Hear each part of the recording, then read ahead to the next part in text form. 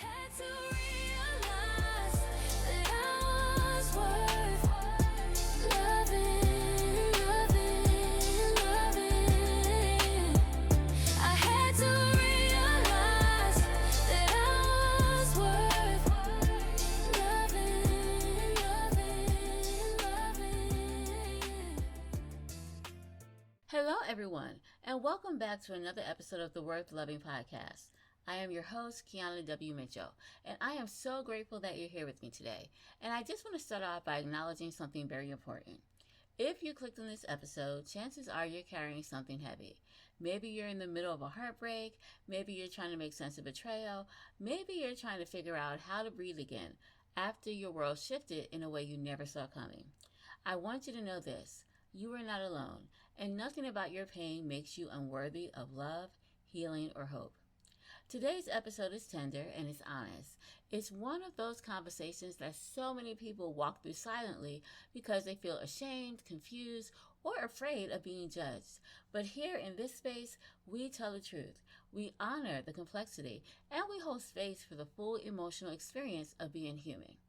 We're talking about how to heal and move on after an affair. So whether the affair was emotional, physical, or somewhere in between, we are going to walk through the stages of healing, what leading psychologists say about betrayal trauma, what it looks like to rebuild your life, whether you stay in the relationship or choose to walk away. We'll talk about reframing, how to help the nervous system heal, self-care, and the slow, steady process of becoming whole again. So take a deep breath, grab your journal, your tea, or whatever helps you feel grounded, and we are going to start because today you deserve gentleness and you deserve clarity. So we are going to go through this together. Now, before we do, I do want to go over last week's episode of the podcast. So last week's episode of the podcast, I did something a little bit different. The week before, though, we talked about emotional affairs and micro-cheating. And we talked about what that looked like, what it was, how to tell if you were in a situation where your spouse was micro-cheating or if they were having an emotional affair. So after that episode, I decided to break it up a little bit just because this whole month we've been talking about affairs and I didn't want it to get too heavy for people who are dealing with this or experiencing it or have experienced it in the past. So what I did was change this episode was supposed to be last week's episode. But what I did was I broke it up a little bit. And last week on the episode, we talked about dating with confidence after abuse. And I did that because I want you guys to have hope. I want you to know dating again is possible. And we're going to spend all next month talking about it. But I do want you to know that if you have been in a relationship that was toxic or abusive physically or emotionally or financial or even sexual, I want you to know that you can absolutely, when you're ready, date again after abuse. So that is what we talked about last week. The week before, however, like I said, we talked about what the difference was between emotional cheating and micro-cheating. And we talked about how you can have a supportive community, what you can do to recover from this, and how you can decide whether you want to stay or leave that type of environment. So if you have not heard last week's episode, which was about dating with confidence after abuse, I strongly encourage you to go back and listen to it. And if you did not hear the week before, where we talked about emotional affairs and micro-cheating, I encourage you to go back and listen to that one too, because all of this is setting us up for what we're going to be talking about today. And today we're talking about understanding the impact of an affair. I want to take a moment to share something that can support you if you're ready to go deeper in your healing journey. My 12-week trauma-informed coaching program, You Are Worth Loving, is designed specifically for women who are healing from emotional abuse, rebuilding self-trust, and learning how to choose relationships that feel safe, healthy, and aligned.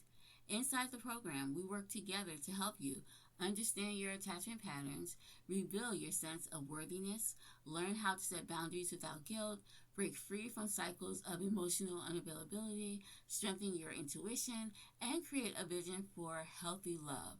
This isn't a surface level program. It's deeply supportive, emotionally safe, where you can heal at your own pace. You'll receive weekly coaching, guided exercises, and tools rooted in research from leading psychiatrists. Their work on attachment, trauma, and self compassion forms the foundation of the program. Some of the psychologists we will be using their research on is Dr. Sue Johnson, Dr. Bessel van der Kelp, and Dr. Kirsten Neff. Their work is amazing, and I've used a lot of it in the podcast. So this is what we use to build our program and to make sure that people who are in the program get the help that they need. If you've been listening to this podcast and thinking, I know what I need to do, but I don't know how to actually do it, then this program is for you. You don't have to navigate healing alone. You don't have to guess your way through dating or relationships. You deserve support, clarity, and a roadmap. So, if you're interested in joining the next class, stay tuned. Enrollment opens soon, and I would love to walk alongside you on this journey. Now, let's get back into today's episode.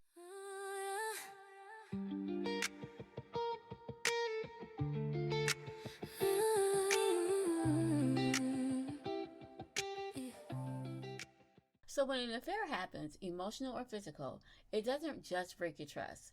It breaks the sense of safety you had in the relationship.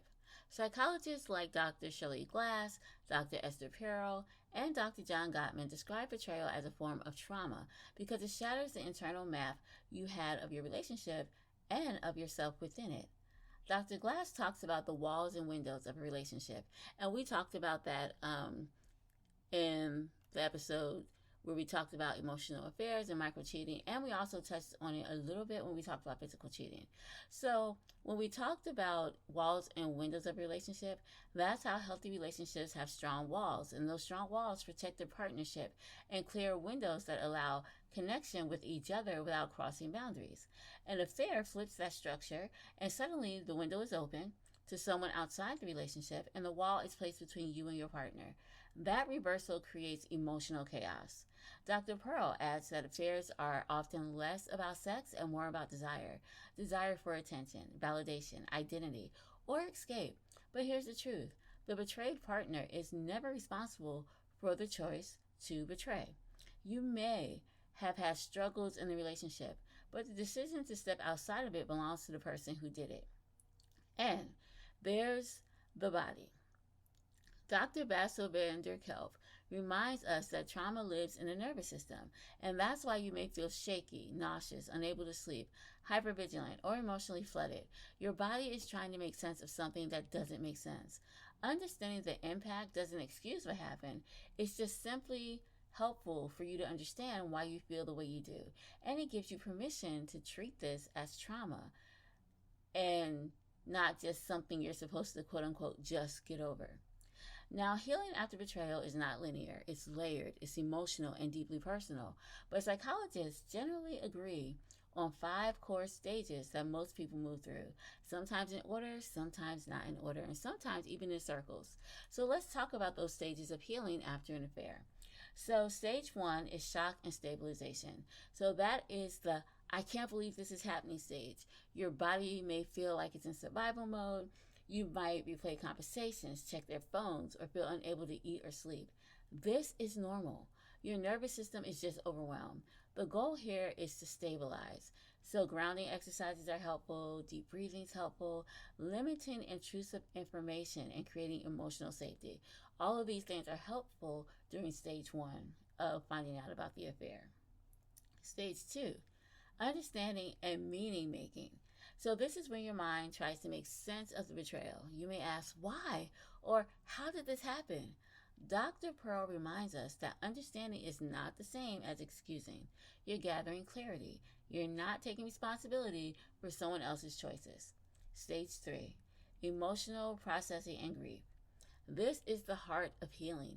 You grieve the relationship you thought you had, the version of your partner you believed in, and the version of yourself before the betrayal. Anger, sadness, confusion, all of this is normal. Grief is not weakness. It's evidence that you love deeply. And in order to move forward, you do have to grieve and need to grieve the relationship. Stage 4, rebuilding and releasing. So this is when your path splits, right? If you stay, rebuilding requires transparency, accountability, and consistent repair. If you leave, healing becomes about reclaiming identity and rebuilding self trust. Both paths require courage, and both paths require healing. Stage 5, integration and moving forward. So, this is the stage where you begin to feel whole again. You stop replaying the betrayal, you trust yourself more, and you feel grounded. You begin to imagine a future that isn't defined by what happened. Healing after an affair requires tending both to your heart and your nervous system. The exercises that we're going to talk about are gentle, they're trauma informed, and they're also designed to help you reconnect with yourself. So, the first exercise would be journaling. And when you journal, I would suggest you use prompts like, what am I feeling right now? And where do I feel it in my body? Because remember, we said how sometimes your body feels things like stress and anxiety. You feel it in different places in your body, even fear. So if you can kind of figure out where do I feel this in my body and what you're feeling right now, this can definitely help you reconnect with yourself and have some type of clarity. Another journaling prompt could be, what do I need today to feel safe? This is a good one, and we talked about it before, but it's important to know, what do you need to do today to help you feel safe physically or emotionally or spiritually or financially? What is it that you need today to feel safe? Okay, the next prompt. What part of this pain belongs to me? And what part belongs to the person who hurt me? Love this one, because so many times we will take on the pain of other people, right? We'll take on the responsibility or the accountability of other people that is not for us to be accountable for.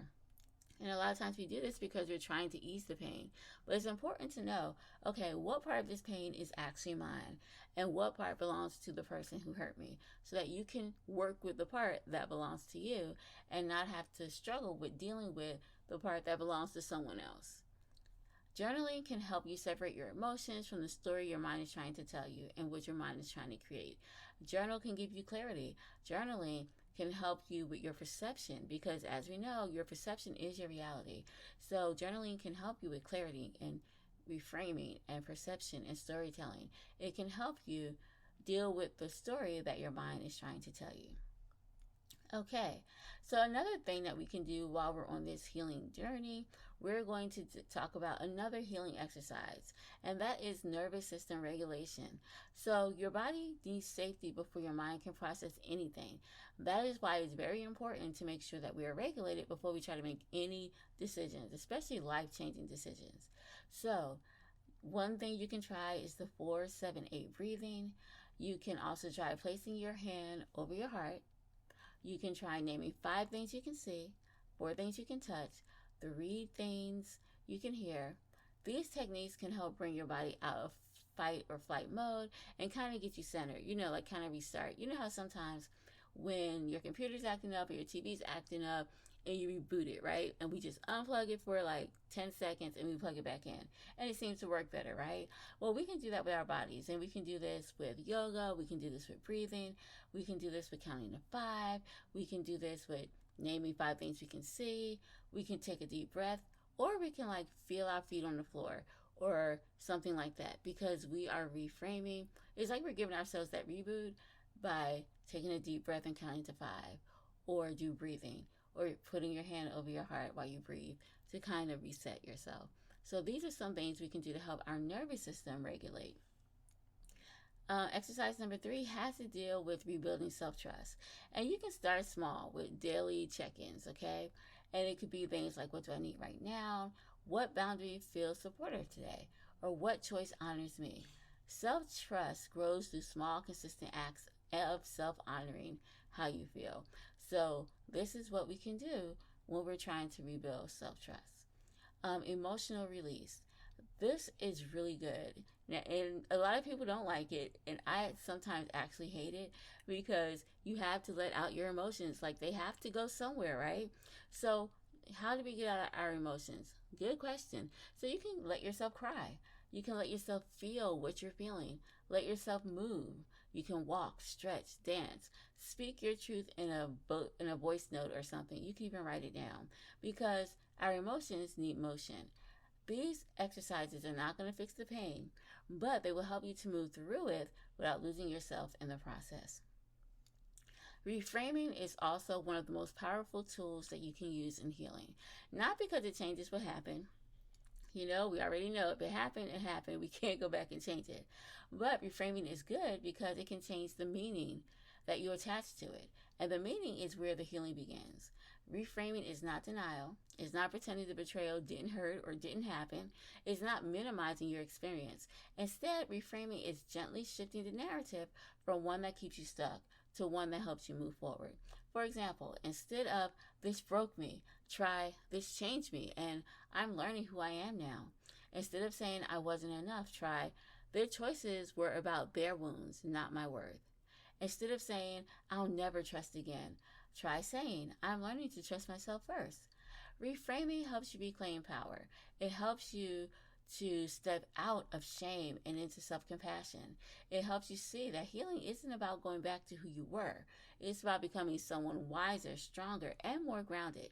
And here's the truth. Reframing doesn't happen all at once. It happens slowly, through small shifts in perspective, through moments of clarity, through choosing to speak to yourself with kindness instead of criticism, through recognizing that you are not defined by someone else's choices.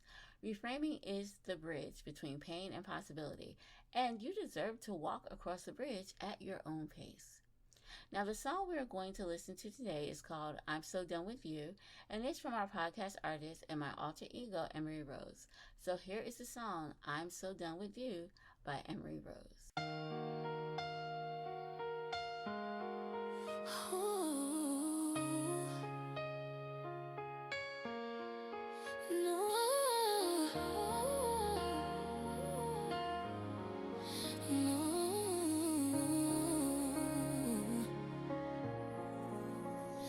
Lately I've been thinking, why you treat me the way you do. I gave you all of my heart, but you keep tearing it apart. Nothing ever seems to change. Your disrespect drives me insane. You're acting like this relationship is nothing more than a game. Why do I let you treat me this way? I don't know why I continue to stay. Why do I let you treat me this way? I don't know why I continue to stay. I'm so done with you. I'm tired of you playing with my heart. I'm so done with you. I'm tired of you playing with my heart. Yeah, it's finally dawning on me that people treat you the way you let them. And now I can clearly see why you treat me the way you do. Some things really gotta change, but that change starts with me. I need to start loving myself and start standing up for me. Why do I let you treat me this way? I don't know why I continue to stay. Why do I let you treat me this way? I don't know why I continue to stay. So done with you. I'm tired of you playing my heart. I'm so done with you. I'm tired of you playing. The girl that you used to know doesn't live here no more. She is starting to love herself. She loves who she's becoming. The girl that you used to know doesn't live here no more. She is starting to love herself. She loves who she's becoming.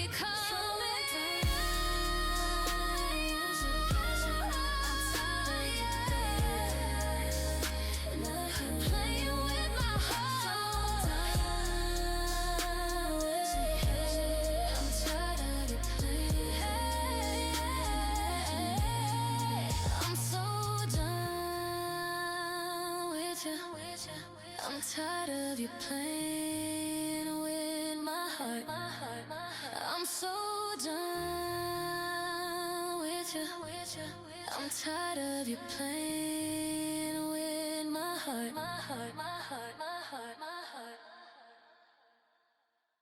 Healing after an affair is not a one-time event. It's an ongoing process, one that requires gentleness, patience, and consistent care. And the truth is, self-care during this season doesn't have to be elaborate, it just needs to be supportive. So here are some simple, sustainable practices that you can use. Number one, daily grounding. Start your morning with a grounding ritual, deep breathing, stretching, or a moment of stillness. This helps you regulate your nervous system before the day even begins. Number two, nourishment. Eat regularly. Drink water. Trauma often disrupts appetite, but your body needs fuel to heal. Number three, movement. Gentle movement helps release stored tension. So things like walks and yoga and stretching, anything that can help your body feel safe again, is definitely something I would encourage you to do. Limit triggers. Number four. So it's okay to mute social media accounts, avoid certain conversations, or take a break from anything that intensifies your pain. Number five, support. Please talk to a therapist, a trusted friend, or a support group. You don't have to carry this alone. And finally, number six, rest without guilt. So your body's doing a lot of emotional labor. Rest is not laziness, it's medicine. Healing is not about perfection, it's about consistency. It's about choosing yourself over and over and over again, even in small ways, every single day. And one of the things I love about self-care is that it's something that we can do every day. Self-care is just taking care of yourself. So when you're hungry, honor your hunger and eat. When you're thirsty, honor your thirst. Just doing things like that, honoring how you feel, resting without guilt, having support of friends and family. All of these things can help you as you heal and move on past the affair and go into the healing process.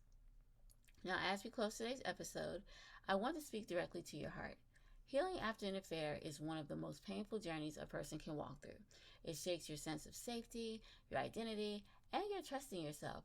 But I want you to hear me clearly, okay? You are not broken. You are not unlovable. And you are not alone. Whether you choose to stay or go, you deserve peace. You deserve clarity. And you deserve a future that feels grounded, hopeful, and emotionally safe. And you are allowed to take your time getting there. Healing is not linear. Some days you'll feel strong and steady, while other days you'll feel like you're back at the beginning. Both of these things are normal, okay? Both are part of the process. What matters is that you keep choosing yourself over and over, gently, consistently, and without shame. You are worthy of love that is honest, love that is safe, love that honors your heart, and that begins with the love that you show to yourself. Thank you so much for being here. Thank you for your courage. And thank you for trusting me with this part of your journey. You are worth loving fully, deeply, and without condition. Until next week, have an amazing day and a wonderful weekend. Bye-bye.